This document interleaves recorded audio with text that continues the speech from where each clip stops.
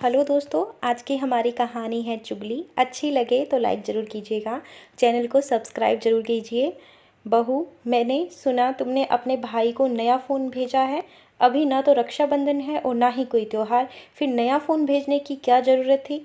अरे पैसे क्या पेड़ पर उगते हैं, और मायके वाले तो ऐसे भी बेटियों से कुछ लेते नहीं, पर तुम हो कि पैसों को पानी की तरह उन पर बहाए जाती हो। यही अगर मैं अपनी बेटी के लिए कुछ खर्चा करने को कहूँ तो तुम्हें नानी याद आ जाती है।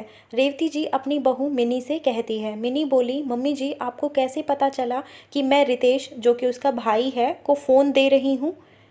और पता चल भी गया तो इसमें क्या दिक्कत है? क्या रक्षाबंधन या कोई त्योहार आएगा तभी मैं उसे उपहार भेज सकती हूँ? क्या आप जानती हैं पापा रिटायर हो चुके हैं और अक्सर बच्चों को ऑनलाइन क्लास में पढ़ाई करनी पड़ती है। उसके पास फ़ोन है पर वो पुराना है, उसमें उसे दिक्कत हो जाती है। मम्मी और पापा मुझसे तो कहेंगे नहीं, छोटा भाई है, उसका तो मुझ पर पूरा अधिकार बनता है, इसीलिए मैंने उसके लिए फ़ोन भेज दिया। रेवती जी बोली, वही तो मैं कह रही हूँ, फ़ोन भेजने से पहले तुमने एक बार भी सोहम बेटे को पूछने की ज़रूरत नहीं समझी? हद होती है फिजूल खर्ची की। कमाती हो इसका मतलब ये तो नहीं कि अपनी सारी कमाई अपने मायके वालों पर लुटा दो। मिनी बोली, मम्मी जी अगर यही फ़ोन मैं दीदी, जो कि उनकी ननद हैं, या उनके बच्चों को देती तो आप मुझसे बहुत खुश होती है ना। एक बात बोलूँ, बुरा मत मानिएगा, ये फ़ोन मैंने अपने पैसों से भेजा है, आपके बेटे के पैसे से नहीं। अगर आप अपनी कुछ कमाई मायके वालों पर खर्च कर दूं तो दिक्कत क्या है? इतना कहकर मिन्नी अपने कमरे में चली गई। कुछ घंटे बाद मिन्नी रसोई में कुछ काम कर रही थी। सोहम दफ्तर से लौटकर आए, हाथ पैर धोकर माँ के कमरे में रोजाना की तरह थोड़ी देर बैठने गए। वहाँ रेवती जी ने बहुत कुछ कहा पर सोहम ने पलटकर कुछ जवाब नहीं दिया और कमरे में आकर मिन्नी से बोले, अगर तुम्हें फ़ोन देना ही था तो तुम माँ को पता नहीं लगने देती, बस यही दिक्कत है। मिन्नी बोली, क्यों? आप या मम्मी जी अपने रिश्तेदारों को कुछ देने से पहले मुझसे पूछ कर देते हैं, फिर मैं क्यों? अपने भाई को कुछ भी मैं अपनी कमाई से दे रही हूँ, कोई चुरा कर नहीं दे रही हूँ। सोहम कुछ कहता है उससे पहले मिन्नी बोली, मैं गलत नहीं हूँ, तब भी आप अपने परिवार वालों का ही साथ दे रहे हैं और मुझे बातों को छुपाने की सलाह दे रहे हैं। आखिर कब तक ये समझौता करती रहूं? मैं अपने बहू होने का फ़र्ज़ निभा रही हूँ, फिर भी सही होने पर भी मुझे ही गलत ठहराया जाता है। आखिर ये कब तक चलेगा? सोहम बोला, तुम समझती क्यों नहीं हो? परिवार में थोड़ा बहुत एडजस्ट करना पड़ता है। मानता हूँ तुम्हारी गलती नहीं है, पर मैं परिवार के विरोध में जाना नहीं चाहता। मेरी माँ और बहन का स्वभाव तुम जानती हो। जरूर निकिता, जो कि सोहम की बहन है, ने माँ के कुछ कान भरे होंगे।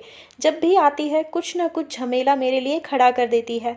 पापा इन पचड़ों में पड़ना नहीं चाहते और माँ है कि मेरा जीना हराम कर देती है। मिनी बोली, मुझे बहुत हैरानी हो रही है आपकी सोच पर। मैंने क्या, मेरे माँ बाप ने भी यही नहीं सोचा होगा कि वो एक ऐसे लड़के के साथ मुझे बांध रहे हैं जो अपनी पत्नी के सही होने पर भी उसके साथ नहीं खड़ा हो पाएगा। सोचिएगा, कल को हमारे बच्चे होंगे तो उन पर इसका क्या भाव पड़ेगा। इतना कहकर मिन्नी सबका खाना लगाने लगी। अगली सुबह मिन्नी हर रोज की तरह जल्दी जल्दी अपने काम निपटा रही थी ताकि काम पर जा सके। उसने जल्दी से सास और ननद के लिए चाय नाश्ता रखा तो रेवती जी बोली, बहू इस चाय में एक चुटकी जहर भी दे दो। अपमान सहने के बाद कोई तुम्हारे हाथ की चाय कैसे पिएगा? सोहम भी वहीं बैठे थे। वो बोले, माँ कल की बात को कल खत्म हो गई थी, फिर आज सुबह ये सब क्यों? रेवती जी बोली, दीवारों के भी कान होते हैं बेटा। बहू ने तुमसे जो कुछ भी कहा मुझे मालूम है। मैं तो बहुत सी बातें हैं इसकी जो बर्दाश्त कर जाती हूँ ताकि परिवार एक साथ रहे, पर मेरी बहू को अपने मायके पर खर्च करने से फुर्सत मिले तब तो अपने परिवार के बारे में वो सोचेगी। मिनी ने देखा दूर बैठी निकिता मुस्कुरा रही है। उसने चाय पकड़ाते हुए कहा, मम्मी जी आपके कान कौन भरता है मुझे भी मालूम है, पर मुझे इन बातों के लिए फुर्सत नहीं। इस घर के लिए सिर्फ आप नहीं बल्कि मैं भी सोचती हूँ, पर इतना मैं जानती हूँ कि मेरे पैसों पर मेरे भाई का भी अधिकार है। आप लोगों का खाना बनाकर रख दिया है, अब मैं चलती हूँ। इतना कहकर वो काम पर चली गई। रेवती जी बोली, देखा अपनी पत्नी के तेवर, ये सब तुम्हारी वजह से हो रहा है। तुमने इसका मन इतना बढ़ाकर रखा है तभी तो ये इतना बोलकर चली गई। अभी भी समय है, संभाल लो, वरना कल को बच्चे हो जाएंगे तो उन्हें भी ये तुम्हारे खिलाफ कर देगी। निकिता बोली, सच में भैया मैं तो अब पराई हो गई हूँ, फिर भी इस घर की इतनी चिंता करती हूँ, आपके बारे में, माँ के बारे में इतना सोचती हूँ, फिर भी मैं ही भाभी के निशाने पर रहती हूँ। भाभी तो कभी अपने परिवार के बारे में सोचती ही नहीं, क्योंकि उनका पूरा ध्यान तो मायके पर लगा रहता है। सोहम बोला, निकिता कम से कम आग में घी डालने का काम मत करो, और तुम जो कह रही हो ना कि मायके वालों के बारे में सोचती है। अरे वो तो कम से कम सोचती है, पर करती तो ससुराल वालों के लिए है। और तुम क्या करती हो, साल के 6 महीने तो मायके में बैठी रहती हो। और माँ वो अपने पैसों का क्या करती है उसका हिसाब मैं उससे नहीं लूँगा। मैं जानती हूँ कि वो कोई फिजूल खर्ची नहीं करेगी। रेवती जी बोली, सब कुछ तो ठीक है, पर अपनी शादीशुदा बहन से कोई इस तरह से बात करता है, ये भी जरूर तुम्हारी पत्नी ने ही तुम्हें सिखाया है। न जाने मेरे घर की शांति को क्या हो गया है। सोहम गुस्से में बोला, आप मुझसे क्या चाहती हैं?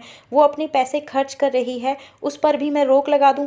रेवती जी गुस्से में बोली, ऐसा करो, कुछ महीने के लिए उसे मायके भेज दो। जब माँ बाप के घर में बैठी रहेगी तो उसके माँ बाप को पता चलेगा कि बेटी की कैसी शिक्षा दी है, और बहू को भी पता चलेगा कि ससुराल का सुख क्या हुआ है। जब भी निकिता मायके आती है, घर का माहौल कुछ ऐसे ही डगमगा जाता है। मिनी की माता पिता कभी भी उससे कोई मदद नहीं लेते हैं, परंतु पिता के रिटायरमेंट के बाद मिनी अपना फ़र्ज़ निभाते हुए अपने भाई की छोटी मोटी मदद कर दिया करती थी, जो कि रेवती जी को पसंद नहीं आती थी। रात में जब सब खाना खा रहे थे तो निकिता तंज कसते हुए मिनी को बोली, भाभी आपके मायके वाले ही आपके लिए सब कुछ है क्या? हम कुछ भी नहीं है, क्योंकि दिन रात आप उन्हीं की चिंता में डूबी रहती हैं और उन्हीं पर खर्च करती हैं। सोहम बोला, खाने के टेबल पर भी तुम लोग शुरू हो गए। मिनी मुस्कुराकर बोली, अरे ननद भाभी के बीच मस्ती मजाक हो रही है। और दीदी मेरी कमाई पर मेरा ही अधिकार है, ये मैं कैसे भी खर्च करूँ ये मेरा निर्णय है। जहाँ तक हक की बात है, जितना हक आपका आपके भैया के पैसे है उतना ही मेरे भाई का मेरे पैसे पर। और जहाँ तक उपहारों की बात है, उपहार किसे ज़्यादा मिलते हैं ये आपसे बेहतर कौन जानता है। ये बात रेवती जी को चुभ गई। उन्होंने कहा, बहू तुम्हारी ननद ने ऐसा भी क्या कह दिया जो तुम्हें इतना बुरा लग गया? आखिर वो गलत क्या कह रही है?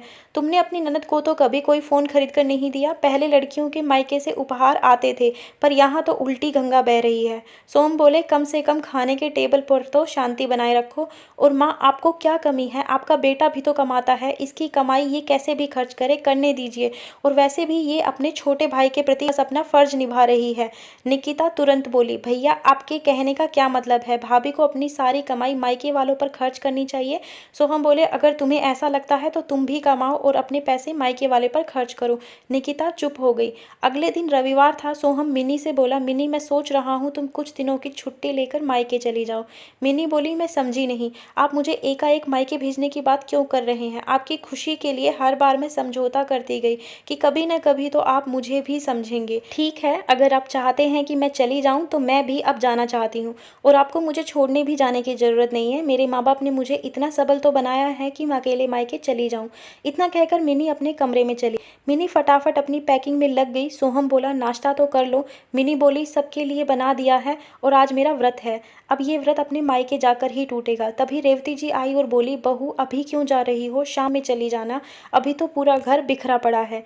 ये कह रहे थे कि दोपहर तक लेने आएंगे, मैं तो दोपहर में ही चली जाऊंगी। बस मेरी जो खरीदारी नहीं हुई है वो सारा सामान आप खरीद कर रखिएगा, अगली बार आकर मैं ले जाऊंगी। इतना कहकर निकिता वहाँ से खिसक गई। सोहम बोला, देख लिया माँ, अपनी लाडली बेटी को मिनट नहीं लगा उसे अपने लिए सोचने लगी। मिनी नौकरी करने के बाद भी घर संभालती है, पर आप और आपकी बेटी नौकरों के साथ भी इस घर को नहीं संभाल पाती। ऊपर से आपको बहू से शिकायत रहती है। मुझे तो समझ में नहीं आता है कि आपने मेरी शादी करवाई ही क्यों। तभी सोहम के पिता किशन जी आए और बोले, रेवती मैं सोचता था घर परिवार तुम अच्छे से संभाल रही हो, पर नहीं, घर की लक्ष्मी को तुमने नाराज कर दिया। और जिसने कभी तुम्हारे लिए नहीं सोचा तुम उसके लिए सोचती रही। सोचो, तुम्हारी बेटी को तुम्हारी तकलीफ नहीं दिख रही है और तुम हो कि बहू पर लांछन लगा रही हो। आखिर उसने किया ही क्या है? उसकी कमाई पर उसके माता पिता का अधिकार तुमसे पहले है। रेवती जी बोली, ऐसा कैसे हो सकता है? किशन जी बोले, क्यों? बहू को पढ़ा लिखा कर क्या तुमने लायक बनाया है? उसके माँ बाप ने बनाया है। अगर ऐसा है तो कहो अपनी को कि अपनी कमाई अपने ससुराल भेज दे। बहू के पैसे अपने पास रखना चाहती हो और बेटे की कमाई ससुराल नहीं देना चाहती हो। तुम तो बहुत स्वार्थी निकली। सोहम पिता से बोला, पापा सोचिए, इन सभी चक्रों में मेरा पारिवारिक जीवन नर्क हो रहा है। किशन जी बोले, इन सब में कहीं ना कहीं तुम भी जिम्मेदार हो। जब सही और गलत का फैसला लेने में मर्द कमज़ोर होता है तो औरतों के पास सत्ता चली जाती है। अपनी पत्नी के लिए तुम नहीं बोलोगे तो कोई और क्या बोलेगा? अब यहाँ खड़े खड़े मेरा मुंह ताक क्या रहे हो? जाओ और बहू को समझाओ और तुम निकिता बेटी का सामान बांधो और उसे विदा करो और कहना त्योहार पर आया करे। इतना कहकर वो चले गए। सोहम जाकर मिनी को मनाने लगा। मिनी बोली, सब कुछ होने के बाद आप इसी तरह बात करते हैं। पापा जी, अगर आपसे नहीं कहा होता तो आप मुझे मनाने भी नहीं आते, बल्कि मुझे मायके जाने देते। आखिर मेरे पैसों पर मेरे माँ बाप का अधिकार क्यों नहीं है? अगर मैं कुछ पैसे मायके के लिए खर्च कर देती हूँ तो गलत क्या करती हूँ? सोहम ने हाथ पैर जोड़कर मिनी को मना लिया। दोपहर में निकिता जाने लगी तो रेवती भी बोली, तुमने मेरे साथ अच्छा नहीं किया। आज मेरा सर सबके सामने झुक गया है, सिर्फ तुम्हारे व्यवहार के कारण। उम्मीद रखती हूँ कि तुम अपना ये व्यवहार अपने ससुराल में नहीं रखोगी, वरना ना तो मायके की रहोगी ना ही ससुराल की। अब अगली बार त्योहार पर ही आना। इतना कहकर उन्होंने निकिता को विदा किया।